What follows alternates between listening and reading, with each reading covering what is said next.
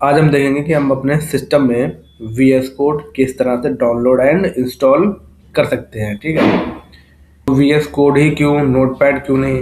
Notepad इसलिए नहीं क्योंकि नोटपैड में हम जब भी कोडिंग करते हैं तो वहाँ पे हमें सारे के सारे कोड मैन्युअली टाइप करने होते हैं, लेकिन वीएस कोड में जो एक्स्ट्रा पावर होती है वो हमारे कोड को लिखने की स्पीड को फास्ट बना देता है। क्यों? क्योंकि उसमें हमारे पास जो जिस भी लैंग्वेज का हम कोड कर रहे होते हैं उसके एक्सटेंशन हमारे पास होते हैं, इसलिए वीएस कोड के थ्रू हमारे कोड लिखने की स्पीड फास्ट हो जाती है। तो देख लेते हैं हम कहाँ से इसको इंस्टॉल करना है। तो चलते हैं अपने क्रोम ब्राउज़र पे, यहाँ पे लिखेंगे हम वीएस कोड इंस्टॉल। तो देखो हमारे जो फर्स्ट लिंक है इसी पे हम क्लिक करेंगे। क्लिक करने के बाद यहाँ पर तीन ऑप्शन है, एक विंडोज़ के लिए है, लिनक्स के लिए है और मैक के लिए है। तो जो विंडोज़ यूज़र है वो विंडोज़ पे क्लिक करेंगे। जैसे ही आप इस पर क्लिक करोगे ये डाउनलोड होना स्टार्ट हो जाएगा। ठीक है, डाउनलोड होने के बाद ये आपके कहाँ पे आ जाएगा, डाउनलोड वाले फोल्डर में। तो हम चलते हैं अपने इस फोल्डर में। तो जो हमने उस पर क्लिक किया था वो उसने थोड़ा टाइम लेके डाउनलोड कर दिया था। ठीक है, हमारे में ऑलरेडी हमने डाउनलोड कर रखा था।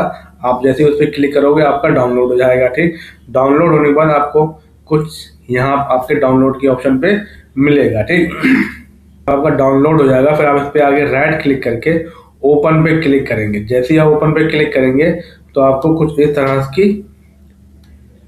इस तरह की स्क्रीन दिखेगी। यहाँ पे आप आई एक्सेप्ट द एग्रीमेंट पे क्लिक करेंगे, नेक्स्ट पे क्लिक करेंगे। ये जितने भी चेक बॉक्स हैं ये सब लगे रहने देना है आपको। ये चेक बॉक्स ये क्यों लगे, इनकी हम इसका क्या प्रॉफिट है ये अभी हम आगे देखेंगे। फिर हम इसको नेक्स्ट करेंगे, इंस्टॉल करेंगे। तो हमारा वीएस कोड इंस्टॉल हो रहा है। ठीक है,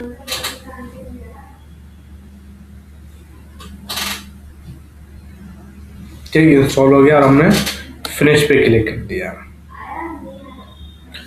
तो हमारा वीएस कोड ओपन हो गया। ठीक, ये हमारा वीएस कोड ओपन हो गया। हमने यहाँ से कट किया, वापस यहाँ से भी कट किया और इसको हमने मिनिमाइज किया।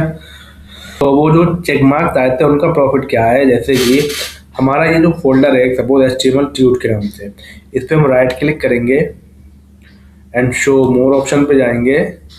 यहाँ पे लिख के मिलेगा आपको ओपन विद कोड। तो हम जैसे ही इस पर क्लिक करेंगे तो हमारा ये फोल्डर डायरेक्ट कहाँ खुल जाएगा, वीएस कोड के अंदर।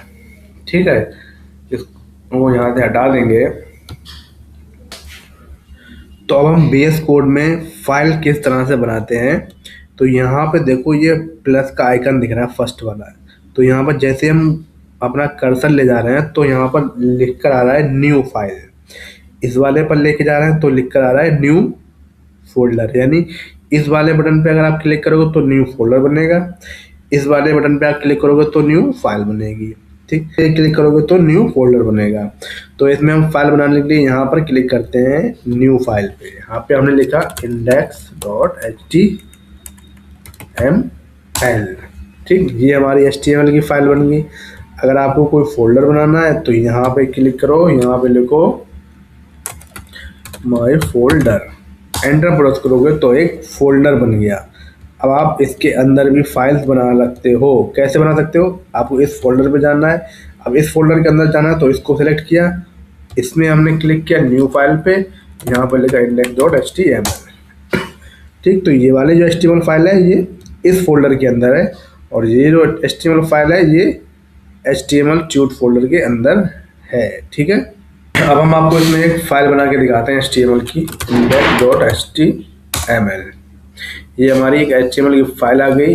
ये हमारा एक बॉर्डर टेम्पलेट HTML का कोड आ गया। सपोज यहाँ पर हमने लिख दिया H1। जैसे हमने H प्रेस किया तो देखो हमें सजेशन मिल रही है H1, H2, H3, H4, H5, H6। तो ये बेनिफिट होता है हमारे VS कोड का, हमें यहाँ से सजेशंस मिल जाती हैं। ठीक, सपोज हमने यहाँ पर लिख दिया हेडिंग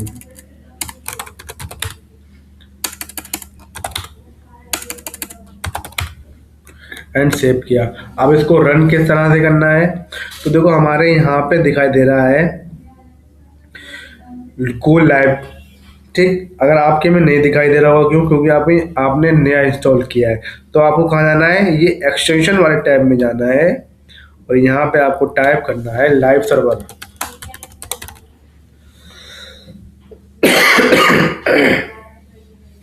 जैसे आप लाइव सर्वर लिखोगे, आपको यहाँ पर लाइव सर्वर मिल जाएगा।